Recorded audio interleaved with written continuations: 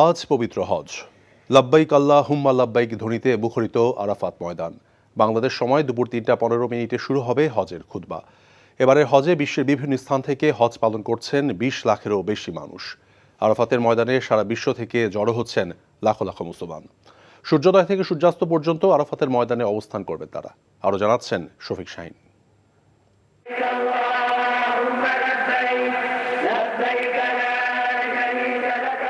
আজ পবিত্র হজ, মহান রবের কাছে নিজেকে সমর্পণের দিন, নিজের আত্মাকে পরিশুদ্ধির দিন।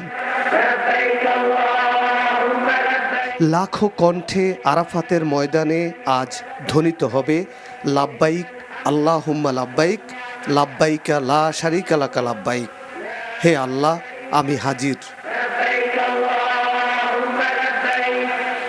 আজ সূর্যোদয় থেকে সূর্যাস্ত পর্যন্ত আরাফাতের ময়দানে অবস্থান করবেন সারা বিশ্ব থেকে জড়ো হওয়া লাখো মুসলমান। আরাফাতের ময়দানে অবস্থান করাই হজের মূল আনুষ্ঠানিকতা। বাংলাদেশ সময় বিকেল 3:15 শুরু হবে পবিত্র হজের খুতবা। বিশ্বের বিভিন্ন প্রান্ত থেকে জড়ো হওয়া মুসলমানরা আল্লাহর দরবারে তাদের উপস্থিতির কথা জানান দেবেন, চাইবেন ক্ষমা, করুণা, দয়া। এবার হজের খুতবা দিচ্ছেন মসজিদুল হারামের ইমাম ও খতিব শায়েখ ডক্টর মাহের আল মুয়াইকিলি। একই সঙ্গে তিনি মসজিদে নামিরাতে নামাজও পড়াবেন।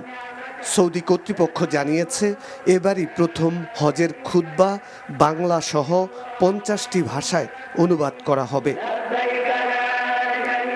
আরাফাতের ময়দানে সারাদিন অবস্থানের পর হাজিগণ যাবেন মুজদালিফায়। মিনার মতো মুজদালিফাতেও সারা রাত থাকবেন তারা। এরপর শয়তানকে লক্ষ্য করে প্রতীকী নুড়ি পাথর ছোড়ার পর রোববার হাজিগণ পশু কোরবানি করবেন। পবিত্র হজ পালন করতে বিশ্বের বিভিন্ন প্রান্ত থেকে লাখ লাখ মানুষ সৌদি আরব গেছেন। এছাড়া সৌদির নাগরিক ও প্রবাসীরাও যোগ দিচ্ছেন হজে। এদিকে সৌদি সরকার জানিয়েছে, হজের সময় মক্কায় গড় তাপমাত্রা 44 ডিগ্রি সেলসিয়াস হতে পারে। এমন পরিস্থিতিতে হাজিগণের উদ্দেশ্যে তাপ সতর্কবার্তা দিয়েছে দেশটির হজ ও উমরা বিষয়ক মন্ত্রণালয়। Shafiq Shahin, NTV news, Dhaka. এখন জন্ম সনদ দিয়ে খোলো বিকাশ স্টুডেন্ট অ্যাকাউন্ট। নিজের বিকাশ নিজে কর।